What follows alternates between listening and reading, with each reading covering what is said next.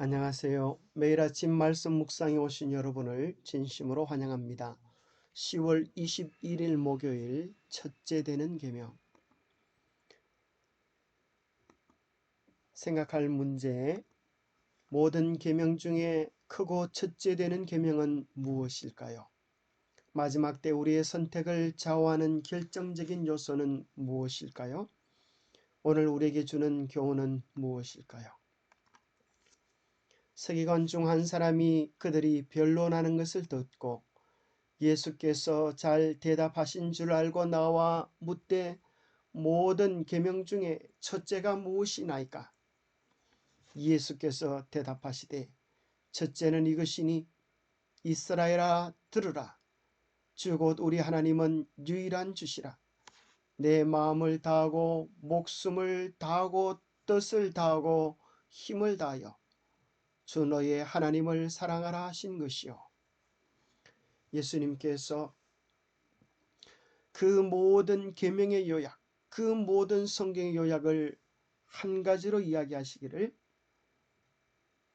마음을 다하고 목숨을 다하고 뜻을 다하고 힘을 다하여 주 우리 하나님을 사랑하는 것이라고 하셨습니다. 이것은 신명기 6장의 말씀을 인용한 것입니다. 예수님은 결코 독자적으로 선포하지 아니하시고 그분의 모든 가르침의 근거는 하나님의 말씀이요 곧 구약 성경이었습니다. 구약 성경과 신약 성경은 분리되지 않습니다. 구약 성경의 깊은 의미들을 우리 주님께서 오셔서 밝히 드러내신 것입니다. 하나님이신 그분은 하나님의 온전한 마음과 뜻, 계획을 충분히 알고 계셨습니다. 그래서 그는 온 인류에게 이렇게 선포하시는 것입니다. 이스라엘아 들으라. 참 하나님의 백성이면 나의 양들이면 들으라. 들으라고 하시는 이 말씀 속에는 귀로 듣는 것뿐 아니라 삶으로 순종하는 것을 포함합니다. 이스라엘아 들으라. 쉐마 이스라엘 속에 참으로 우리를 향하여 명령을 선포하시는 하나님의 뜻을 발견하게 됩니다. 우리 하나님 여호와는 오직 유일한 여호와이시니 너는 마음을 다하고 뜻을 다하고 힘을 다하여 내 하나님 여호와를 사랑하라.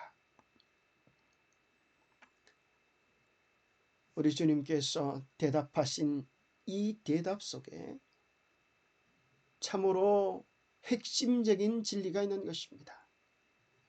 예수님께서 여호와를 그들의 유일한 하나님으로 인정하는 말씀을 가르치신 후에 그 진리를 바탕으로 그들이 하나님을 최고로 사랑하라는 부르심을 받았다고 말씀을 전하셨습니다.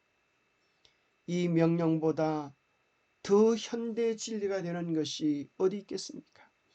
이 명령보다 더 큰 명령이 어디 있겠습니까? 우리 주님이 요약하신 것보다 더 명확하게 요약할 수 있는 자가 누가 있겠습니까? 우리 주님이 길이요 진리요 생명인 것입니다. 마지막 때가 되면 최후의 사건들이 펼쳐지며 모든 사람은 어느 한쪽을 선택하라는 극적인 요청을 받게 될 것입니다. 마치 그것은 요즘 인기 있는 오징어 게임 스토리와도 비슷하다고 생각합니다. 사소한 오락 같지만 어느 한편을 선택하냐에 따라서 어디에 우리의 발을 디디냐에 따라서 우리의 영원한 운명이 결정되어질 인류 최후의 마지막 게임이 진행될 것입니다. 그 정답은 무엇일까요? 우리 주님께서 요약해 주시고 알려주신 하나님의 계명이 아닐까요? 사실 이 계명의 본질에 대해서는 누구든 마음을 조금 기울이면 이해할 수 있는 것입니다. 결코 어렵지 않은 것입니다. 우리 주님께서 그렇게 명확히 이야기하셨고 성경의 모든 내용들이 끊임없이 이야기해 주는 것입니다. 사단도 이 마지막 게임의 핵심적인 질문이 무엇인지를 알고 있습니다. 그러하기 때문에 그는 하나님의 참 계명을 발견하지 못하도록 하나님의 계명을 변경시키는 짓을 한 것입니다. 그래서 이 계명의 본질을 아는 사단이 교묘하게 핵심적인 내용을 변경시킨 것입니다. 데살로니가후서 2장 3절에 보면 누가 어떻게 하여도 너희가 미혹되지 말라 먼저 배교하는 일이 있고 저 불법의 사람 곧 멸망의 아들이 나타나기 전에는 그날이 이르지 아니하리라. 마지막 때의 게임이 바로 하나님의 참 법이냐 불법이냐라고 하는 선택이 될 것입니다. 죄를 짓는 자마다 불법을 행하나니 죄는 불법이라. 사단은 진리와 비슷하게 가짜를 만들 것입니다. 그러나 진정한 하나님의 사랑하는 마음으로 보면 진리와 거짓이 참 법과 불법이 구분되어지게 되어져 있습니다. 미혹당하지 마십시오. 하나님의 말씀은 인간의 뜻으로 변경시키거나 애놀이할 수 있는 것이 아니기 때문입니다. 마지막 때 우리의 선택을 좌우하는 결정적인 요소는 무엇이 될까요? 성도들의 인내가 여긴나니 그들은 하나님의 계명과 예수에 대한 믿음을 지키는 자니라. 이것이 신앙의 핵심입니다. 예수님에 대한 바른 믿음을 가진 자들은 하나님의 계명에 순종하는 것으로 그들의 믿음의 진리를 드러내게 될 것입니다. 용이 여자에게 분노하여 돌아가서 그 여자의 남은 자손 곧 하나님의 계명을 지키며 예수의 증거를 가진 자들과 더불어 싸우려고 바다 모래 위에 서 있더라. 마귀가 누구에게 분노한다고요? 마귀가 누구와 더불어 싸우려고 한다고요?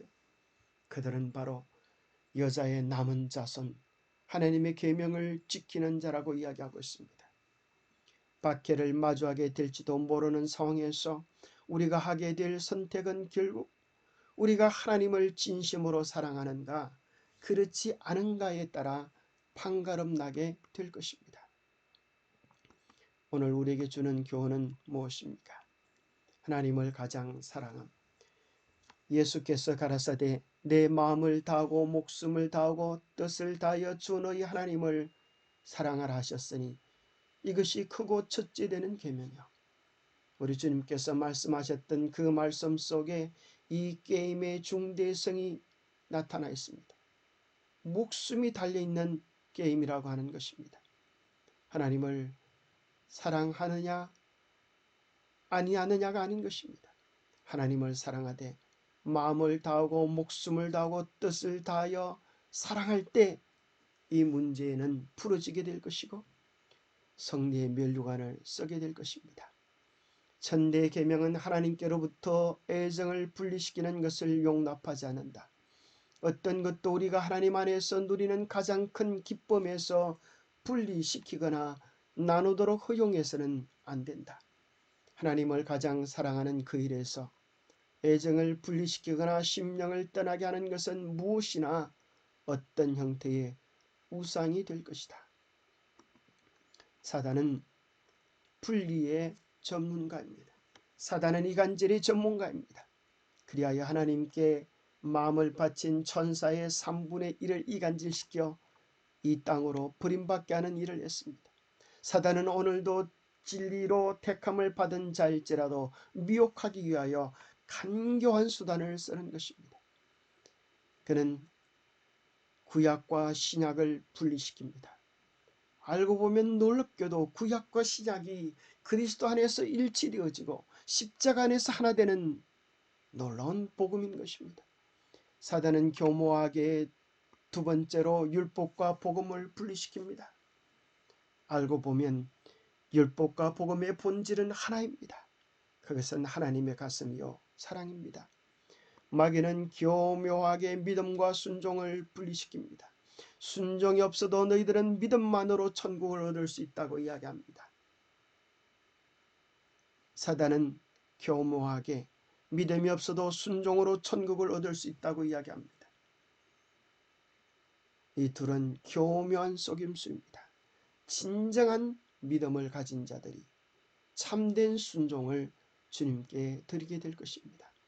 믿음과 순종은 분리될 수 없는 하나인 것입니다. 기도하겠습니다. 하나님 아버지, 바른 말씀 위에 기초한 신앙을 할 수 있도록 우리의 마음을 다하고 뜻을 다하고 힘을 다하여 주님의 참 진리를 연구하며 깨달을 수 있도록 도와주시옵소서. 바른 언약 위에 기초한 신앙, 바른 계명 위에 기초한 신앙, 바른 사랑 위에 기초한 신앙, 바른 믿음 위에 기초한 요동하지 않을 신앙으로 우리를 인도하여 주시옵소서. 우리의 사랑, 우리의 순종, 우리의 헌신을 온전히 드려서 주님께서 원하시는 참 백성의 모습, 향기를 가질 수 있도록 도와주시옵소서. 주님, 우리가 부족합니다. 연약합니다. 그러나 우리 자신을 온전히 주님께 드리며 의탁할 마음이 있사오니 주님, 우리를 붙잡아 주시고 주님의 온전한 뜻 안으로 이끄시고 인도해 주시옵기를 우리 주 예수 그리스도 이름 모자하여 간절히 간구하옵나이다. 감사합니다. 오늘도 주님의 말씀 안에서 영원한 언약 안에서 확신의 기쁨을 누리며 나누는 축복의 하루 되시기를 축복합니다. 감사합니다.